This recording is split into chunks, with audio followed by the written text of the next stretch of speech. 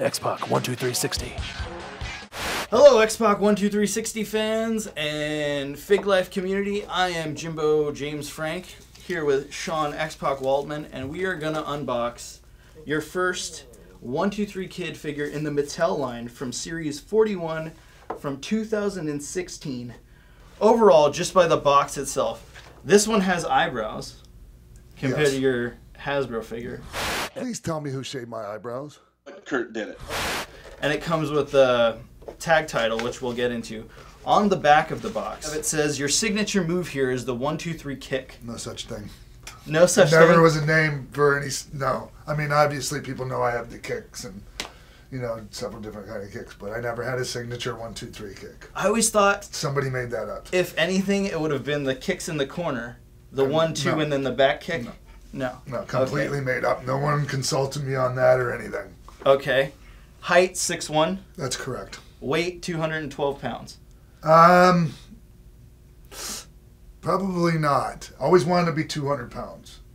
You know, like I've been 200 pounds and all that, but like back when I was younger, like it was a goal for me to be in the 200 pound club because all the wrestlers like were billed at least 200 and something pounds. Okay. Like nowadays you hear like somebody announce at 180, you know, different guys, and it's not a big deal, but like you had never even heard that before.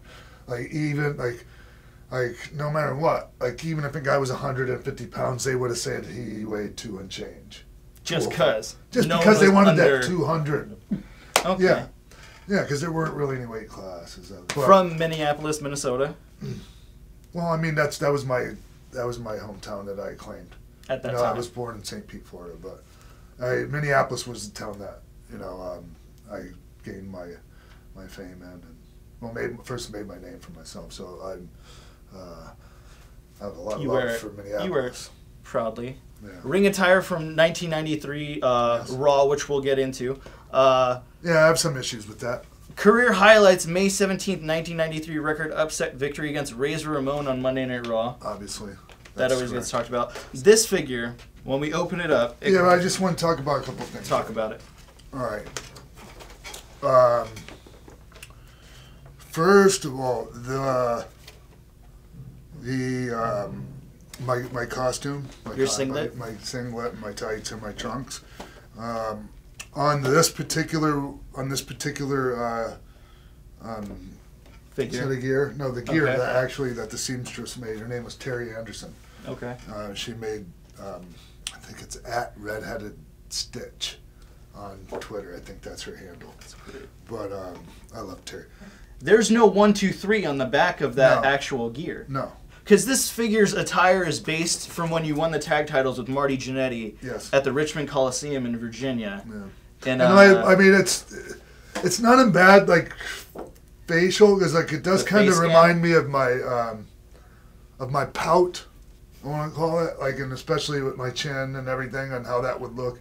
It's pretty accurate actually. Even the nose and the mullet is pretty accurate, except for it was never that long. And in that match, you have the ponytail mullet. Yeah, the samurai ponytail. Yeah. Yeah, because I thought it was very Japanese looking to go along with the kick pads. Now, so anyways, about the box. This picture of me with the see my hair's kind of curly right there. Like I had put a perm in right there because I was trying to grow the mullet out. So this picture right here goes with a photo shoot of me with different gear. Like this isn't the right face that goes with this. Does that, you know what I'm saying? Yeah, like they just put your head on. Yeah, one of like your this old picture bots. of me is from a later date than when I wore that gear. Like it's like maybe 2 years later. Wow. Yeah, that's a little switcheroony they pulled on the on the singlet right there. What do you remember about this match with Marty Jannetty and winning these tag titles? Well, I can just tell you real quick. That was a Jerry Jarrett idea. Jerry Jarrett was, he came in to, there was a time there when no one was sure whether Vince was going to go to jail or not. So Vince was trying to get, qualified people to come in and help run the company just in case. And so Jarrett came in, and he was an idea man, and brilliant guy, and I love Jerry. And it was his idea for Marty and I to win the tag titles, and I think he got some pushback on the idea, but they went with it anyways, and it worked, and he was really happy because, well, everyone was happy. Marty and I were happy, and the people in the building were happy, and it made Jerry look good, because it worked. You took all of these crazy moves, tag moves in this match from the Quebecers. Yeah. You take PCO's big bump off the top. The tower, it was called. Oh, yeah? Yeah, I love working with those guys. Yeah, and I did take most of the, pounding. That was my job. That was just like it was Pierre's job on that team to go out there and, pick up a little bit of the slack for the veteran. That was kind of my job. And not that Marty wouldn't go out there and still go out, crush it. But, as far as taking the punishment and the heat, that was my job. I noticed in this match there's 2 times where, Marty comes over and talks to you while you're on the apron and then comes back. What was he saying to you? It was probably just gibberish. Yeah? Yeah. Okay. Yeah, that was kind of a thing that people did in wrestling at one time. They would go and, pretend to be saying something to somebody and really not, or be just speaking gibberish. But you get the pin in the end. You get the pin, and I get this hot tag comeback that blew the roof off the place. Oh yeah, flying to the floor, springboard in. It was, it was. I have a lot of fond memories of that match. Let's just put it that way. Cannonball off the top to the outside, springboard clothesline in. Yeah, and then you hit a suplex crossbody and you get the win. Suplex crossbody for the pin, and that was a move that. This is I don't even know if you've ever heard of the New Breed from WCW. Come back from the year 2002. Yeah. That was their finish. Yeah. The suplex with the crossbody out the top. Or your first title when you're in the WWF. Yes. What was it like winning your first title? Well, Marty and I won Survivor Series. Yeah, and you were the sole survivors, which is why they gave you this tag title shot. So winning your first title there, what was it like? It was short-lived. It was a week later? Maybe a week later, we dropped them back to the Quebecers in Madison Square Garden. Hearing Fink say new tag champions? I just, listen, when I was a kid, I wanted to be a wrestler. I didn't necessarily want to be a champion. I just wanted to be a part of this, of wrestling, because it was so amazing to me. And so I've always been just grateful to be a part of this, you could call it an industry, just whatever you want to call it. It just, it's my life, and I'm very grateful. And so, as a 20-year-old, I think I just turned 21, 21-year-old kid, being a WWF World Tag Team Champion is, come on. Just think about it.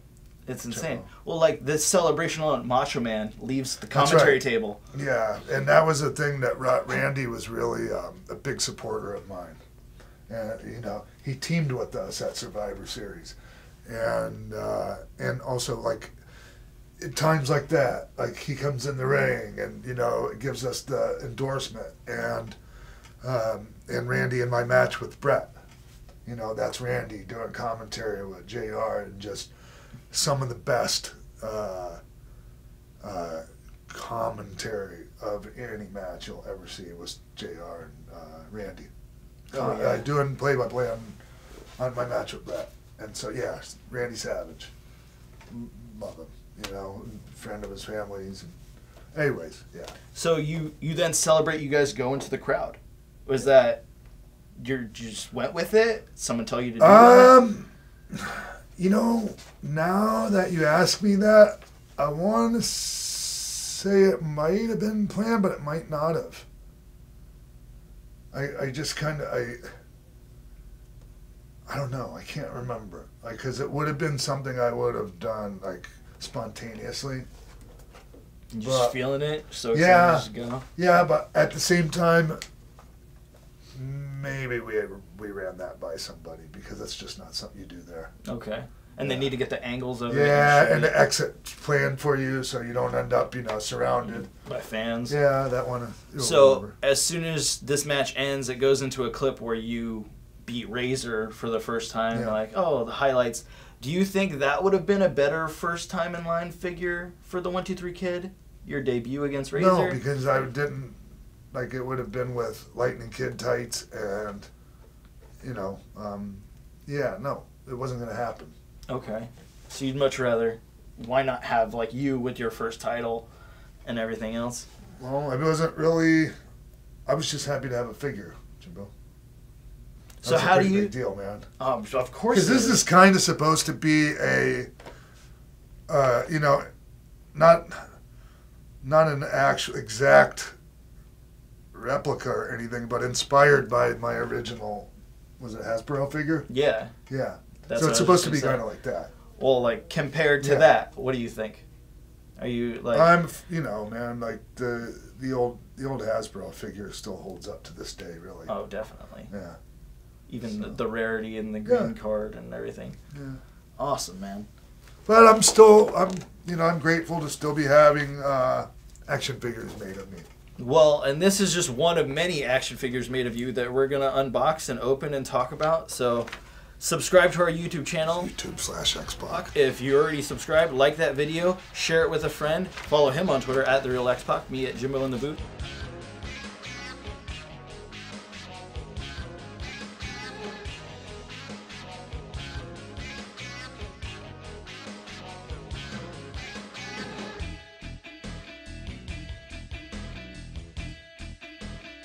Cool. Awesome. Is that good? That was amazing. Thank you.